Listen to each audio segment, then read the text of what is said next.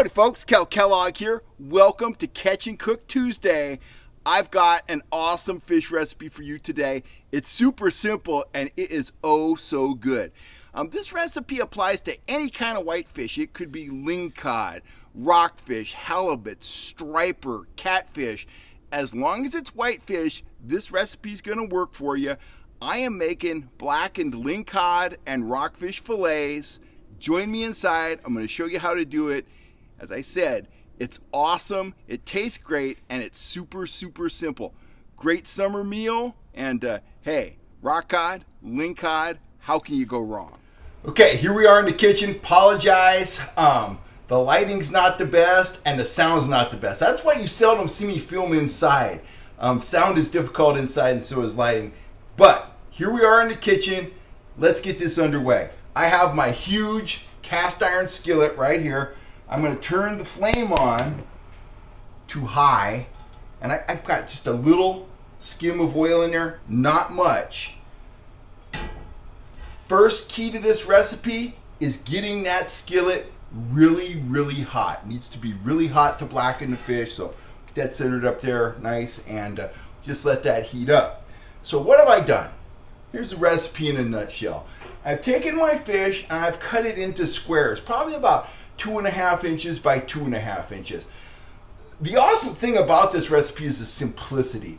A guy named Mark Felco, a guy I used to fish with a lot, turned me on to this recipe, and man, I highly recommend it. Anyway, take your fish, you want to cut it into, smallish cubes. If it's real thick, go ahead and fillet it in half. You want your fish ideally, 1/2 inch, 5/8, something like that thick, because you want it to cook really fast. Another thing you want to do is get those fillets dry. Take a paper towel, pat them down. You want them pretty dry. Next step is to coat them. And here's what you coat them with. I put all this stuff together, prior to coating the fish, obviously. You take mayonnaise. Depending on how much fish you got, a cup and a half of mayonnaise. You can use any kind of mayonnaise you want, but why would you use anything but Best Foods? So anyway, get some mayonnaise, put it in a cup, then put all the seasoning that you want in that mayonnaise. And it doesn't matter, what you use, whatever you think tastes good. In my case, I've got some minced garlic from Costco in here. I've got some black pepper, and I have a fish seasoning mix from my buddy Chef Mark on the California Dawn. So I put, a pretty aggressive amount of seasoning in that mayonnaise. I mixed it up, and then using my wife's frosting spatula dealio here, I applied it to the fish, put it on the top, and put a good coating on it. Pretty thick with the mayo. And then I turned the fish over. I did the same thing on the back side. What that's going to do is, when you see, it might not sound that great to put mayonnaise on your fish, but what happens when that mayonnaise contacts that hot pan, it instantly turns to oil. Most of the mayonnaise goes off of the fish, but the seasoning is left on the fish as it blackens. So that's one of the keys. Cut your fish up. You don't want it real thick. You want kind of small pieces. Coat it, get your pan nice and hot. It's got to be really hot. And again, you want to dry the fish off as much as possible so you get that mayonnaise to adhere to the fish really well. As soon as this pan is hot enough, I'm going to throw that fish in there, and we are going to be cooking. So I'm pretty sure you can't see this on the video, but what I'm seeing from my pan right now is I'm seeing I can see the heat coming off of it. I can feel that it's really hot, and I can see some little tendrils of smoke starting to come off that pan. I guess that's where we got the term smoking hot. That pan's hot. Let's do it. You're gonna get mayonnaise on your fingers, and I have a plate here prepared with a paper towel. That's where I'm gonna put my cooked fish, and I don't know if I can fit all this in here at one run, but we'll give her a go. So here's my fish. Here it goes. This should make a satisfying noise when this hits that pan. There's the first piece. There we go.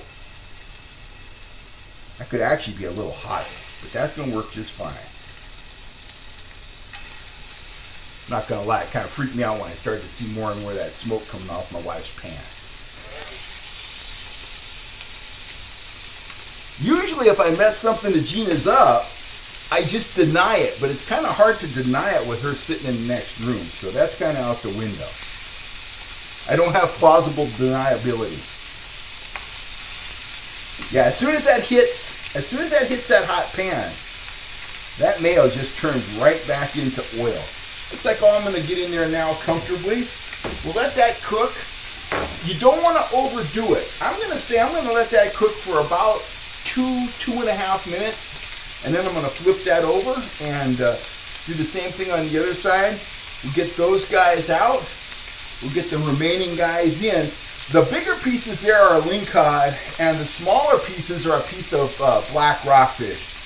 One of the cool things about being Cal Kellogg is, even if you don't go out in the ocean, I haven't been out rock cod fishing in some time, I've always got guys that come out on my boat and they're like, would you like some elk meat? Would you like some lincod? Would you like some halibut? Well, the answer is always, yes, I would. And here we are. A good client of mine named Ron gave me this fish, and I'm going to put it to good use. Everything with me is a guesstimation. I don't measure my spices. I don't measure the mayonnaise. And I'm not timing this. So I'm thinking it's been in there for a minute and a half, maybe approaching 2 minutes, something like that. Take a peek at it here. Oh, it's getting there. And that pan is straight up. It's on my largest burner. It's on the one with the dual holes in it, so maximum heat, and it is set on high. You could do this in a standard, non-stick pan as well.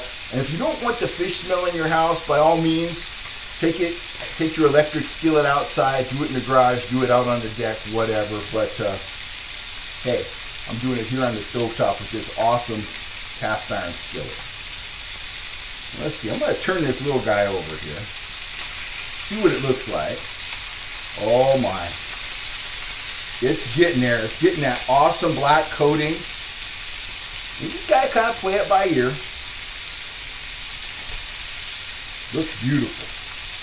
Lucy's down here. She's drooling. She's ready for a piece. I think she's getting a piece of my fish. She might. She's been a good girl today, so. Oh, man.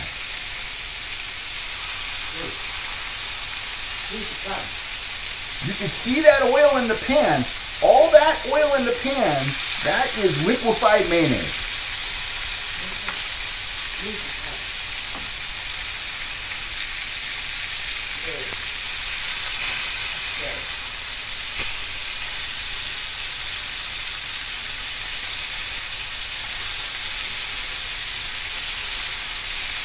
Oh yeah. I don't know if you saw that right there, but that piece just flaked right off, and that's what you're looking for. This is almost done.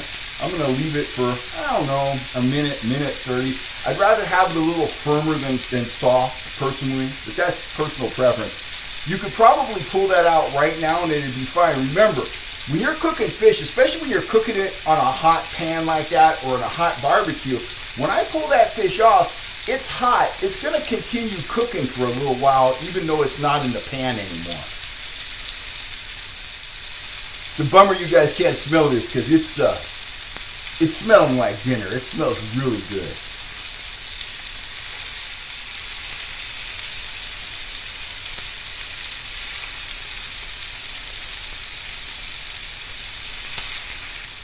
Okay, let that heat up a little bit more. Here comes batch number 2. Some extra mayo on there.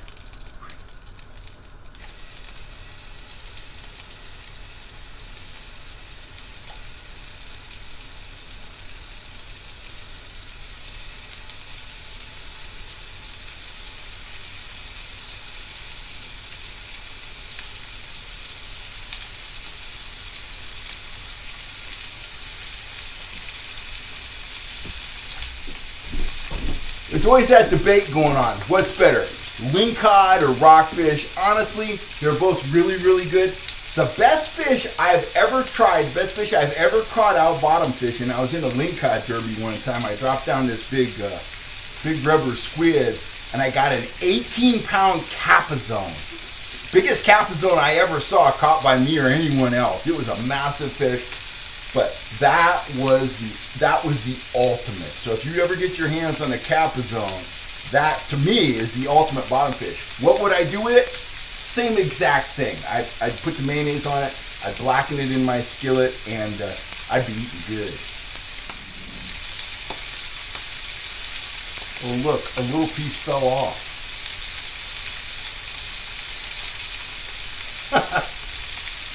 It is so good, guys. It is so good.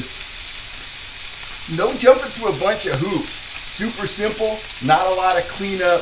You thaw the fish, put the mayonnaise on it, put it in the pan, dinner is served. That simple. Funny story while we're waiting for this to finish. One night I decided I was going to make Gina pork chops. I had this awesome recipe. You put the pork chops in the pan and you brown them a little bit, and had those big thick ones from Costco. Then you put them in the oven. And the recipe said, just remember, don't grab the pan by the handle when you get it out of the oven. Who would be stupid enough to do that? Get the pork chops out with the hot holders, set it down, start doing other stuff. I turned around, grabbed it right by the handle. It's a little hot. Well, all right, we're done. I'm going to serve that, again, real simple, summertime. I'm going to serve that with some sliced tomatoes. Our friend gave us some tomatoes the other day. So we're going to have that with a side of sliced tomatoes, maybe an avocado. And hopefully I have enough here for some leftovers, because I'll tell you what, tomorrow, take that fish, put a piece of cheddar cheese on there, put it in the microwave, melt the cheese, put it between 2 pieces of sourdough bread. Oh man, you have just made an awesome fish sandwich. So I'm going to get this plated up. We're going to eat dinner. I will catch you next time right here on YouTube when I share more of my fish cooking secrets on Catch and Cook Tuesday. I'm Cal Kellogg. Thanks for all the support. Have a great day. Please be sure to hit that subscribe button, hit that bell notification so you'll always know when the Catch America team is here talking about fishing.